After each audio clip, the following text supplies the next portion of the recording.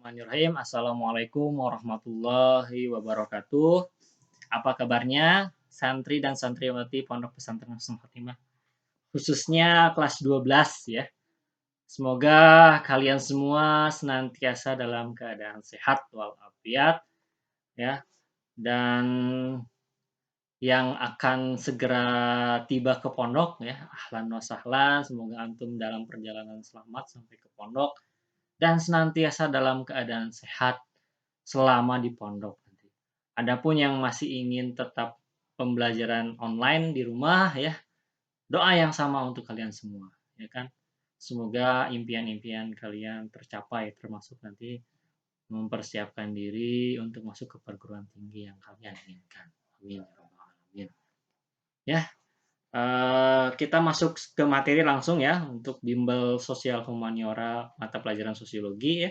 Insyaallah kalian semua udah kenal dengan saya ya. Nah, kita langsung ke soal nomor 1. Kajian sosiologi sangat dibutuhkan untuk pembuatan program-program pengembangan komunitas lokal di pedesaan oleh perusahaan tambang. Hal ini menunjukkan manfaat sosiologi sebagai, nah ini materinya sebenarnya materi kelas 10 tentang peran dan fungsi sosiologi, tapi narasinya, deskripsi ceritanya ini materi kelas 12 tentang pemberdayaan masyarakat lokal ya, tentang komunitas lokal ya. Nah, kita bahasannya nih. Jadi ada dua ya, peran dan fungsi ilmu sosiologi. Kalau peran itu lebih ke orang yang mempelajari ilmu sosiologi atau disebutnya sosiolog gitu ya. Sedangkan fungsi itu lebih kegunaan dari ilmu sosiologinya itu sendiri. Kalau peran itu ada 4, peneliti atau ahli riset, konsultan kebijakan publik, praktisi ya kan, dan guru atau dosen. Ya, ini orang yang mempelajari sosiologi akan menjadi minimalnya ada 4 hal ini gitu ya.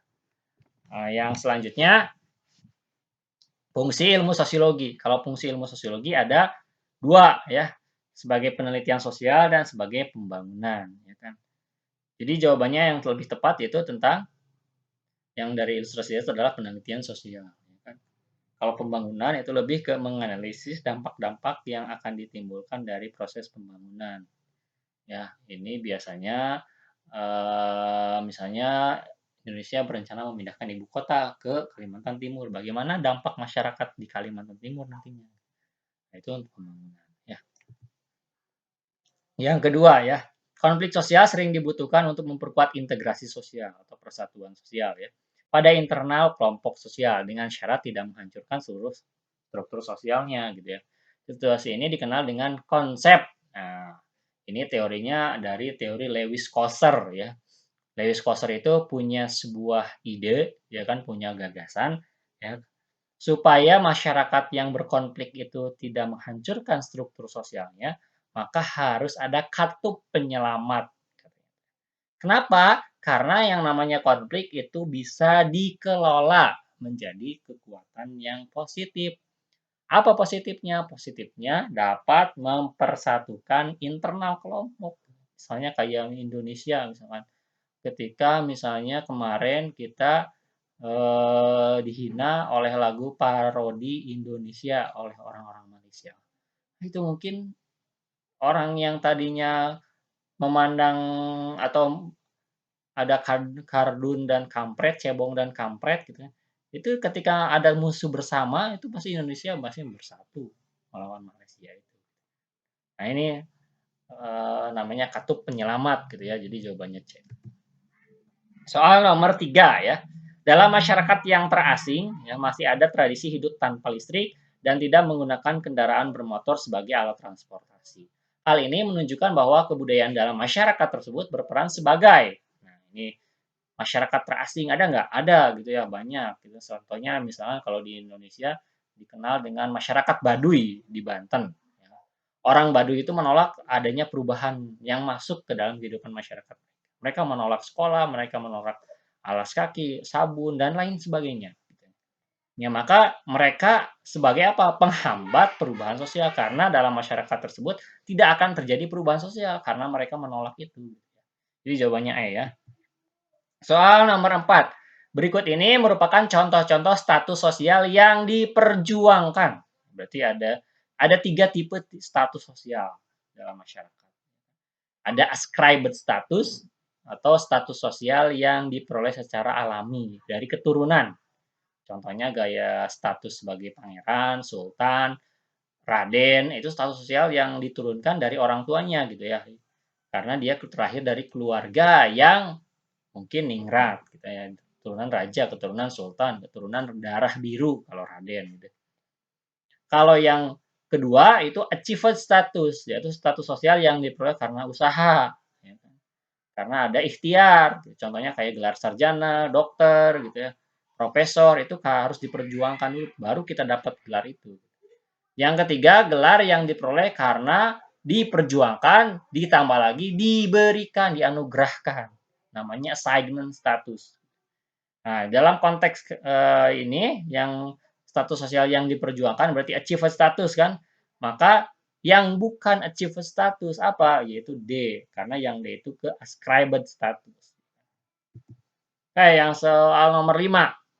Sistem stratifikasi sosial yang memungkinkan anggotanya untuk mengubah status yang dimilikinya disebut stratifikasi sosial. Nah, dalam kehidupan masyarakat majemuk itu ada dua hal yang akan muncul dalam kehidupan masyarakat majemuk.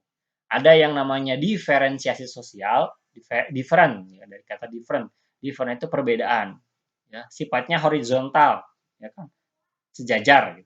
Sejajar tapi ada perbedaan gitu. Contohnya yang termasuk kepada diferensiasi sosial kayak misalnya profesi, ya kan, jenis kelamin, agama, etnik, ras, ya kan. Nah, itu masuknya ke diferensiasi sosial. Oh, laki-laki dan perempuan sama atau beda? Beda, ya kan. Tapi secara status sosial, laki-laki dan perempuan apakah ada yang lebih tinggi? Sama, ya kan. Perempuan status sosialnya sama dengan laki-laki gitu. Pada era modern seperti sekarang ini gitu ya. Nah, tapi ada perbedaan tadi gitu ya, dari struktur tubuhnya berbeda. Misalnya orang Sunda, orang Jawa, orang Batak, ada perbedaan? Ada. Apa perbedaannya? Kebudayaannya gitu ya. Bahasa yang digunakannya, mata pencahariannya gitu ya. Dan lain-lain lah gitu ya. Uh, tapi secara sosial apakah mereka orang Jawa lebih tinggi, orang Batak lebih rendah, orang Sunda paling rendah? Enggak kan? Tapi sama sejajar.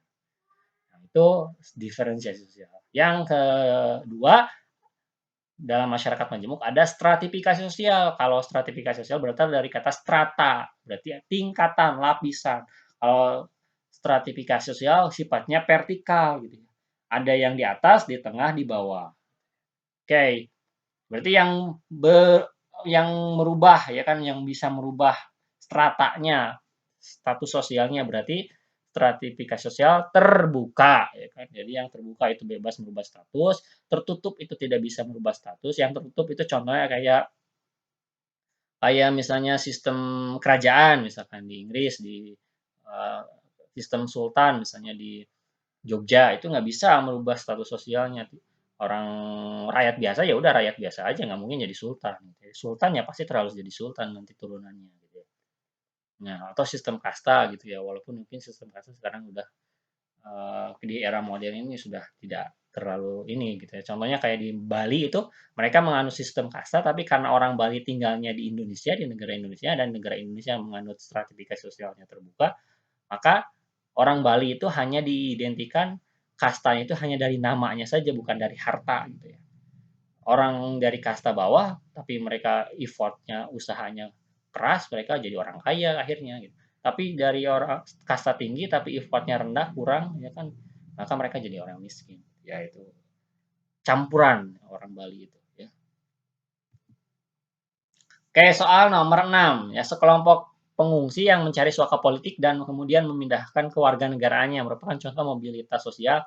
Ya, mobilitas sosial itu pergerakan sosial, perpindahan status sosial gitu ya. Nah, ini materi kelas 11 ya. Nah, dalam mobilitas sosial itu nanti ada yang sering ada antar generasi, ada intergenerasi. Ada vertikal naik, ada vertikal turun, ada antar generasi naik, ada intergenerasi turun dan sebaliknya gitu ya. Nah, kalau dalam konteks ini yang jawaban yang tepat kan perpindahan kewarganegaraan. Berarti warga negara itu kan maksudnya tadi diferensiasi atau stratifikasi. Diferensiasi kan kalau diferensiasi tadi sifatnya horizontal atau vertikal. Nah, horizontal berarti jawabannya. Ya, jadi jawabannya E ya. Kalau yang vertikal naik, contohnya misalnya dulunya ya misalnya dia seorang buruh, tiba-tiba mereka merubah nasibnya jadi seorang saudagar pedagang. Kalau vertikal turun berarti kebalikannya. Tadinya pedagang jadi buruh. Kalau antar generasi misalnya saya sekarang misalnya seorang guru, anak saya gitu kan jadi seorang dokter, cucu saya jadi seorang profesor. Itu antar generasi, sistemnya antar generasi naik. Kalau intergenerasi dalam satu generasi saja, misalnya kalian sekarang seorang santri kelas 12, sebentar lagi nanti akan naik level jadi mahasiswa di suatu perguruan tinggi. Nah, itu intergenerasi dalam satu generasi diri kalian. Oke, lanjut ya. Soal nomor 7, dampak positif program transmigrasi yang adalah membaurnya pendatang dan penduduk asli yang dapat memperkuat ya, muhajirin dan kaum ansor gitu ya dalam zaman Rasulullah.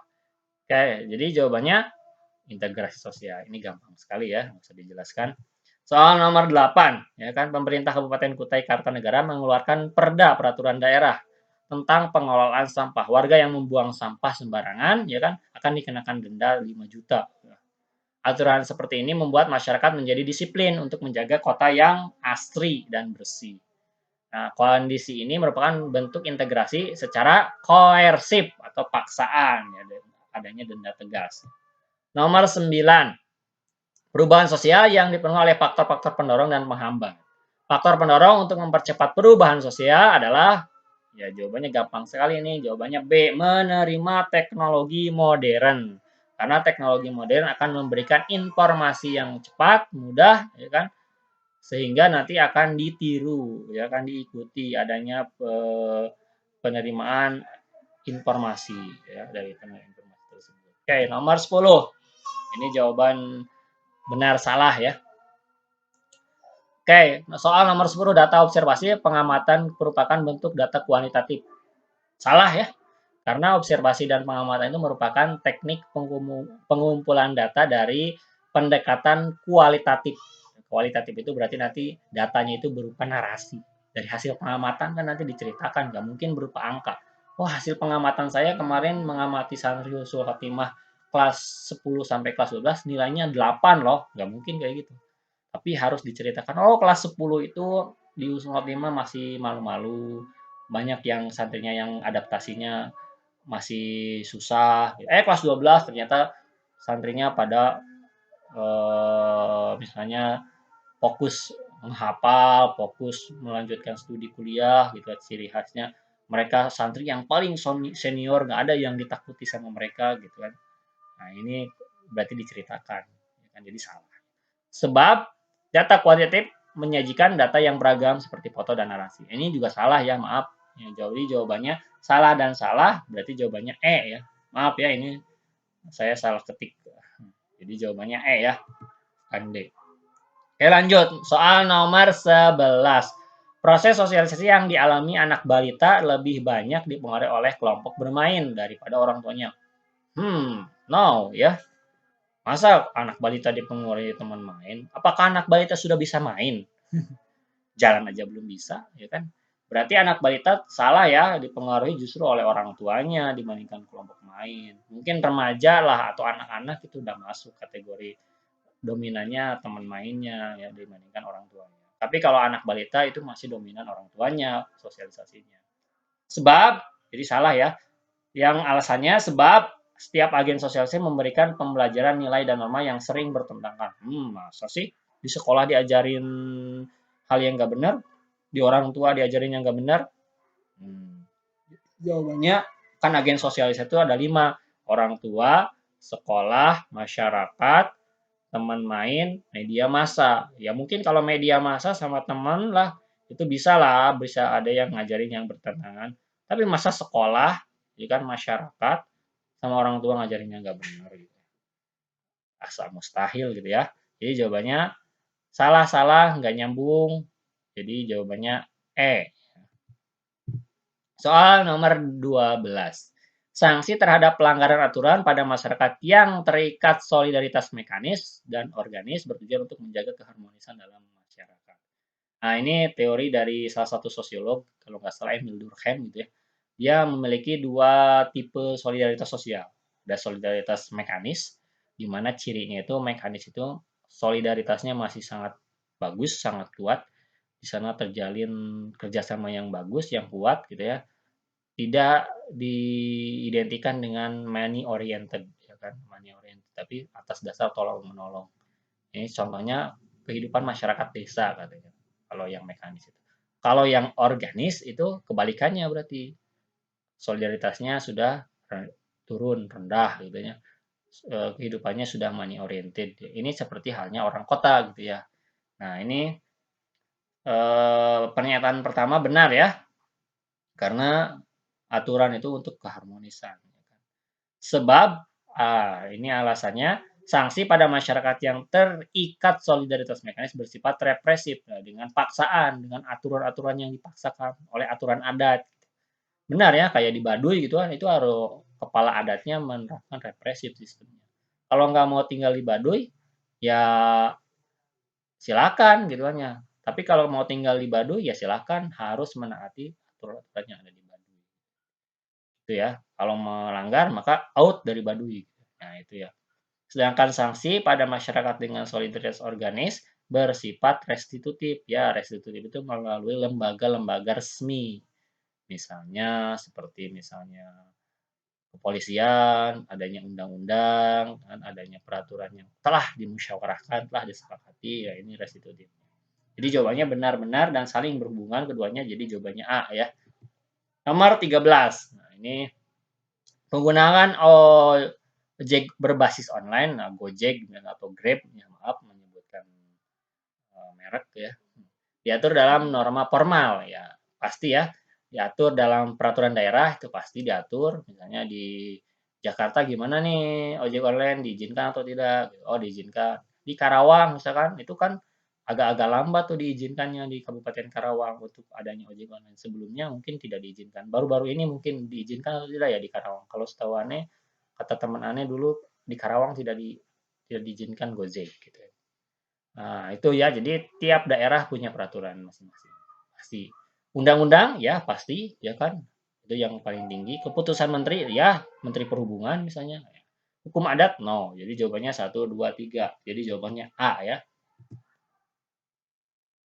Pernyataan berikut yang termasuk ciri lembaga sosial. Lembaga sosial ya. Kayak misalnya PDIP, PKS, itu lembaga sosial ya. Masuknya jenisnya lembaga politik. Gitu.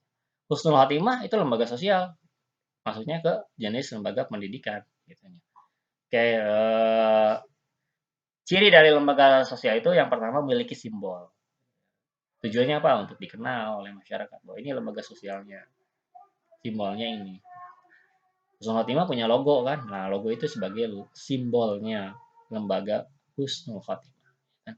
Memiliki norma, ya jelas, baik tertulis maupun tidak tertulis. Mempunyai tujuan, ya jelas. Jadi jawabannya 1, 2, 3. Yang 4 itu agak-agak kurang tepat ya, sebetulnya usianya lebih tua dari masyarakat. No. Ya. Jadi 1, 2, 3 benar, jawabannya A ya. Oke, soal nomor terakhir. 15 ya. Tindakan-tindakan seperti menarik diri dari pergaulan, kecanduan media sosial, tidak patuh pada aturan yang berlaku, dan suka menyalahkan orang lain merupakan ciri dari perilaku antisosial. Jawabannya 4. 4 saja yang benar, berarti jawabannya D. Oke? Sekian ya, bila taufiq wal hidayah, mohon maaf apabila ada kekurangan, kekhilafan, kesalahan dari Ustadz yang menjelaskan soal-soal tersebut ya. Semoga kalian paham ya kan dan bisa memperdalamnya sendiri. Insyaallah sosiologi itu bisa dipelajari sendiri kalau kalian rajin baca ya kan. Dan manfaatkanlah ya waktu senggangnya untuk mempelajari soal-soal yang banyak, sebanyak-banyaknya. Semakin banyak kalian membedah soal, semakin memudahkan kalian nanti menjawab soal ketika ujian tulis berbasis komputer UTBK ya atau nanti SBMPTN ya nama lain dari UTBK. Oke, jazakallah khairan kasiran. Semoga sukses ya. Billahi taufiq wal hidayah. Wassalamualaikum warahmatullahi wabarakatuh. Mari kita tutup dengan bacaan doa kafaratul majlis. Subhanakallahumma bihamdik asyhadu an la ilaha illa anta astaghfiruka wa